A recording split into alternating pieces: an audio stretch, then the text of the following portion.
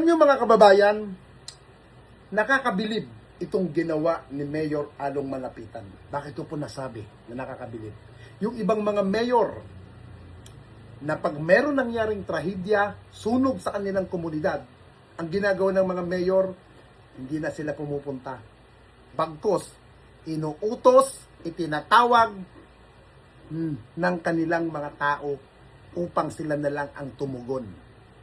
Pero, ang ginagawa ni Mayor Along Malapitan, pagpapakita lamang na hindi sa kanya kailangan na iasa sa mga tao. Bagkus, personal pumupunta si Mayor Along Malapitan para malaman niya kung ano pa ang kanyang pwedeng maitulong at maibigay na serbisyo sa ating mga kababayan na biktima ng sunog dyan po sa isang barangay sa Caloocan. Pagpapatunay lamang na ang ganitong pamumuno ni Mayor Along Malapitan, kailangan personal siyang pupunta at kalakip ang pagbibigay at pagpaparamdam sa ating mga kababayan na mayroon silang gobyerno na maaasahan sa oras ng pangangailangan. Kaya po, napakaswerte po dahil nagkaroon kayo ng mayor na masasabi natin madaling lapitan.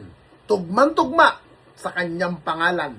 Along Malapitan as madaling lapitan, madaling kausap, madaling tumugon at higit sa lahat, mabilis umaksyon. Yan si Mayor Along Malapitan. Hindi lamang sa dila nasusukat ang tunay na pamumuno, kundi sa bilis ng aksyon at lalim ng malasakit sa panahon ng matinding pagsubok. Ito ang muling pinatunayan ng pamalaang lungsod ng Caloocan sa mabilis nitong pagtugon sa naging biktima ng sunog sa barangay 132 kamakailan. Sa gitna ng paghati ng 52 pamilya na wala ng tirahan, hindi lang sila hinayaan mag-isa. Bago pa man humupa ang usok, maagap nang kumilos ang City Social Welfare and Development Department upang maghatid ng sleeping kits, hygiene kits, hot milk at iba pang pangunahing pangangailangan sa evacuation center. Ang maagang pagtugon na ito ay krusyal na oras ng sakuna. Ang bawat minutong pagkakaantala ng tulong ay nangangahulugan ng gutom at kawalan ng kasiguraduhan para sa mga biktima.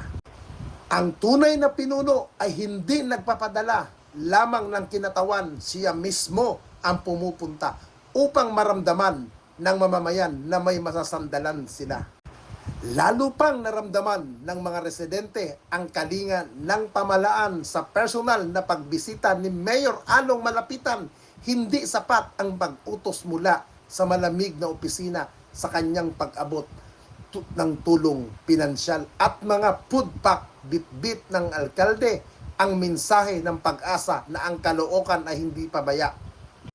Ang ganitong uri ng pamumuno ang siyang huwaran ng pagtulong sa mga nasunugan ay hindi lamang isang obligasyon administratibo, kundi isang moral na tungkulin. Ipinapakita nito na ang buwis ng mamamayan ay mabilis na bumabalik sa kanila sa anyo ng kalinga kapag sila ay lubos na nangangailangan. Patuloy na maaasahan ang mga taga-Caloocan ang ganitong alkalidad ng serbisyo sa pagkakaisa ng pamalaan at komunidad.